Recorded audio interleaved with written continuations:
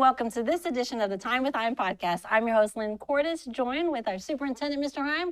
We made it through Thursday and Friday. And 2 days down. That's right, and we're back for the first full week of school, except there's always something that happens, right? Yeah, it's amazing. We had a water leak at Lawton High. It flooded the basement, electricity out, had to turn the water off. So Lawton High and the power. So Lawton High is virtual. Now, let's talk about that because we've talked about how we're going to try to streamline our terminology for our parents. Virtual is the only term we will use for the whole entire year if we are not on campus. Yes, virtual means students are at home. Yes. And our students will be home checking in with their teacher, doing their Google Classroom or their Seesaw or however they do that. The adults, their work schedule will be a process we go through and can be different for different days. Obviously, if the roads are dangerous, the adults will stay home. If we can get the adults to work, we want the adults at work where they can do PD and work in different things as far as prep. Well, and we hope, crossing our fingers, our maintenance team is working really, really hard to get Lawton High back to where we can have classes tomorrow, but we'll keep you up to date either way. Yes, okay. I know they were hard at it today. Yes, and now we have a special guest. Yeah, but first, okay. Tomorrow is somebody's birthday. If you want to know how old she's going to be, I'm not going to tell, but if you know Brian Bosworth, then you know how old she's going to be. Well, you weren't supposed to say anything, so, well, thank you, sir, but we won't tell. We'll keep that a secret. Now, let's get to the most important part of our show. Happy birthday. Thank you, sir. I appreciate it. I appreciate it. But we have a great guest today, Matt Elliot, with the general manager of Play Lawton. We're very excited about Play Lawton. We had a meeting last week. Myself, Mr. Brown, and Dr. James and Lance, we met with Play Lawton to discuss, because one of the reasons we turfed our fields was to try to increase our youth and our young kids' participation in sports, because that number has been going down. And I know Play Lawton's been doing a great job of bringing those numbers up, but we at Lawton Public Schools, again, in creating opportunities, we want to make some space available to make sure that space is available for all the kids that want to do it. And so in meeting with Play Lawton, the exciting thing is although there are financial obligations to parents when they show up and sign up. And he's going to talk to you about signing up. But the great thing in my discussion was they will work with you. They know that they have to collect money to pay insurances and all the other things they pay for, but they also do not want that to be a roadblock. They want that opportunity to be available. So they're going to work through payment plans at any avenue possible. They will find a way for your kid to play or participate. Once again, community people creating opportunities and destroying roadblocks. So Matt Elliot, we're glad to have you here to talk about Play Lawton and getting signed up and what you have going on. Absolutely. Well, first of all, Superintendent Hime and Lynn, thank you so much for having me on the podcast. So exactly as you said, it's our number one goal to provide opportunity for all of our youth, LPS students, and youth in the community to be able to play sports, participate in something that is extracurricular, that is character building, and that will drive them and build them towards their future. So that's our number one goal, is to get kids involved, keep people active, and really throughout the year. So right now we have fall signups going on, about 2 weeks left in fall signups, so pretty quick turn time for those. And soon after, we're going to have winter sports signing up. So a little bit of break around times of school break, Thanksgiving, Christmas, things like that. And then we'll pick right back up with winter sports. So right now we're signing up for volleyball, baseball, softball, flag football, tackle football. So plethora got a lot going on. Yeah, absolutely. And we're always looking to add to it as well. So just echoing your sentiment, if you have a kid who's interested in participating, don't think about, what if we can't afford it or things like that. We'll find a way to have your kid be able to play. So you can go to playlawton.com. All of our contact info is at the bottom of the website. Very easy process to sign up. If you have any questions, give us a call, shoot us an email, and we'll be right back with you and be able to provide that opportunity. So playlawton.com. Everybody needs to share that information, grandparents, aunts, uncles, and make sure all of our kids are getting signed up. And that's lots of sports. And I know we even talked about the possibility of throwing in esports, and you guys were excited about, hey, yeah, we'll definitely look into that. So that's going to be exciting that you guys are willing to do whatever it is to get all kids. How many kids do you have any idea how many you have participating right now? We're about a year in with our sports programming, and we had around 2,500 youth participating, Wow. which is up about 40% from previous year. Now, so what ages is youth? So youth, we typically run starting at 6U, but really 4 years old is sort of that first level, and then all the way up through 12U. Some sports we offer 14U, and we're looking at continuing to expand that. So as we continue to program, that's our goal, is provide opportunity and expand. So at Lawton Public Schools, we have roughly at that age group, which is pre-K to through 5th grade. In 6th grade, we have somewhere between 7,000 and 8,000 students. So roughly you have about a third or 33% participating. So we want to work hard to get that number up because, again, two things going on.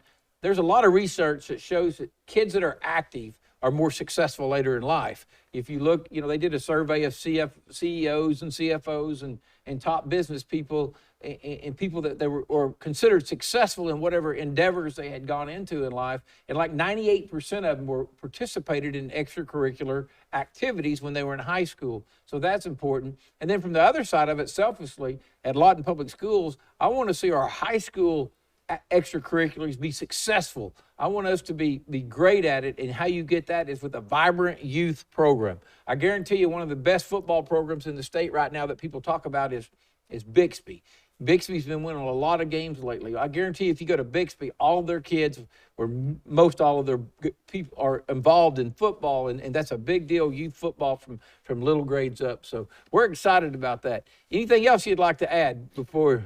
Yeah, absolutely. And I just want to echo that as well. We talk about creating a sports ecosystem, and that's really what we're trying to do. If your child is interested in playing football or basketball or volleyball or softball, we want to provide that opportunity year round, whether that's through league play, camps, clinics, weekend classes, things like that. We want to be able to provide that opportunity. That way there's more exposure to the sport.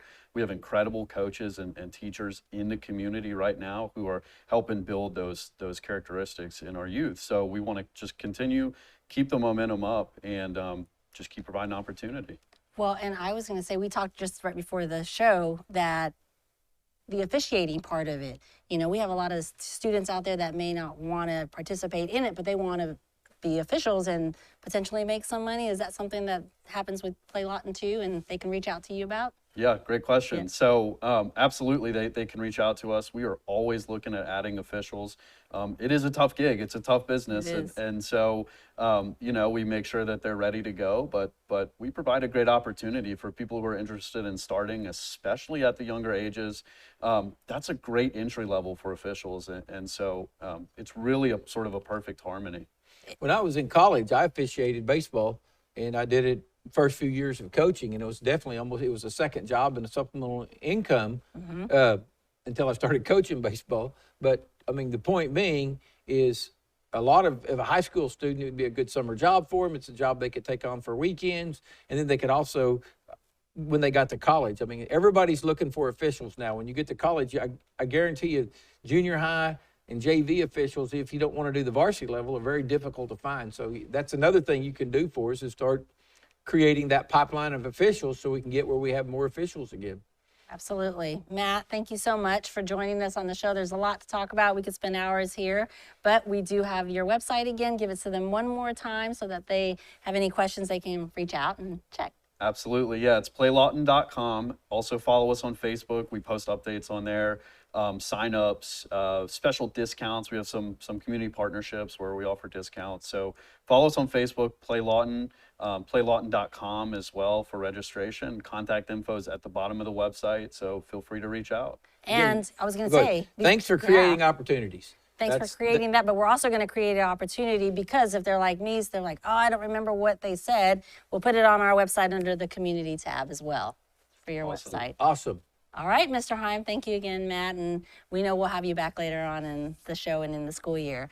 We have some more things to talk about with getting back to school. First day of school, That's it. guess we what? had it. First day of school, guess what? Car lines.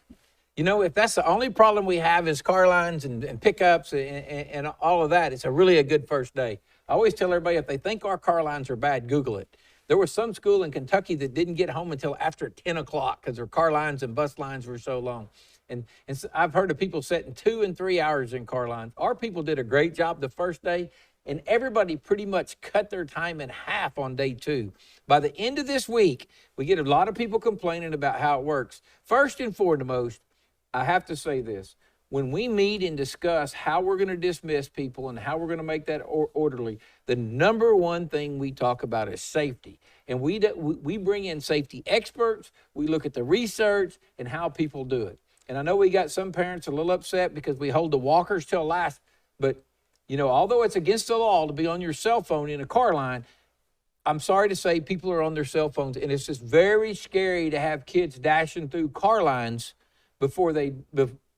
as they're moving, because parents are just not on their phone. And you see, there was a tragedy. We've had a few. We've had a few bumps of and there was a tragedy at Yukon, and I don't know what happened with a 2-year-old that got ran over a couple weeks ago. So we just don't want that to happen. I'm just going to tell you, we're going to err on the side of safety. We dismiss at 3:35 from the elementaries. I'm just telling you, in 2 weeks, by 3:45, that line's going to be cleared out. So just bear with us. Our staff do a great job, but just understand what they're doing is for safety reasons. And I understand that some parents want to walk up and get their kids right then, but we got to get that cleared out before we can start releasing kids. And the big thing we have to understand is most of our elementaries have around 500 students. We couldn't have 500 parents walk up at the same time to get their kids. There's no way we know who's who. And so for safety and reasons, we got to be very strategic in how we, and intentional on how we, that fly, y'all can see the fly. The fly got on her, she's waving and gets on me, and she's laughing at me because it's on me. But hey, it's a real podcast. If we invited, we got Matt here today and a fly. So anyway, we're doing it for safety reasons. Please bear with us.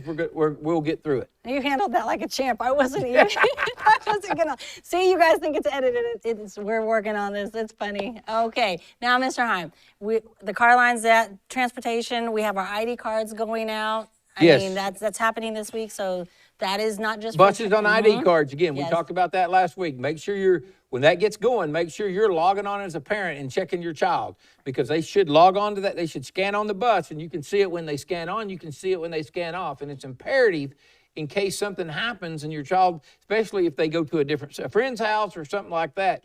You can see where they scanned on and off. We can access the cameras and see where they scanned on and off, and make sure we can track students, and it helps us a whole lot when our students use that and scan on and off. And a friendly reminder about the MyView app. If you can't see their ID because they're there, you can also track where the bus is. Yes. And that way you know if they're on the way or if they're delayed, and that's helpful as well. Where it's real helpful is in the morning. Yes. Because a lot of our students, the bus stop, they may have a block to walk.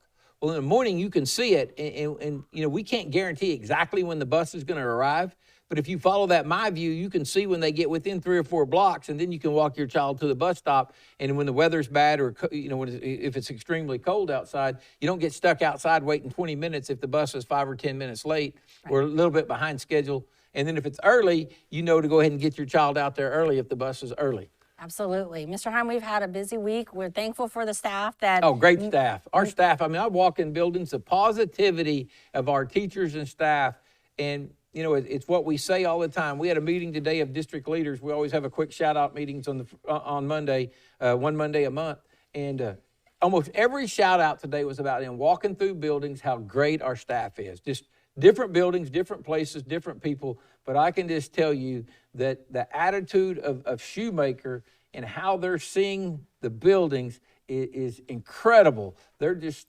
overwhelmed with the positivity and what's going on in our buildings. So if you're a staff member and you work in any of the buildings, big shout out to you. You got it going on. Keep it up. Yep, and we're thankful for our transportation and maintenance and child nutrition. So much happening right now. But extended day at every school? Yes, elementary, yes. Every elementary has extended day. That's a big move upwards. Yep, and so we've got a lot Supper of programs things about to start for some schools. We're very excited We'll hold about that one for the next podcast. Gotcha. That's something you guys can look forward to, the dinner program at our elementaries. Yay. Anything else you want to share? Share our email and website. Info at lawtonps.org. If you have any questions or anyone you want on the podcast or just general information. Also, lawtonps.org is our website, lawtonps.org. Absolutely. Once again, Matt, thank you for Thank you. joining us. We have a lot of great things, you guys. We're so thankful that you tune in. Hopefully, this weather will stick around for a little bit longer, but if not, You know, Bello finally got it right. But Yes. then he has a fly in his room. he brought it just so that you would remember him. You know, it just no matter what, he has to have something. That's right. Well, make sure you guys like and subscribe to our YouTube and social media channels. And until next week, you guys have a fabulous week. Be well, stay safe, and we'll see you then.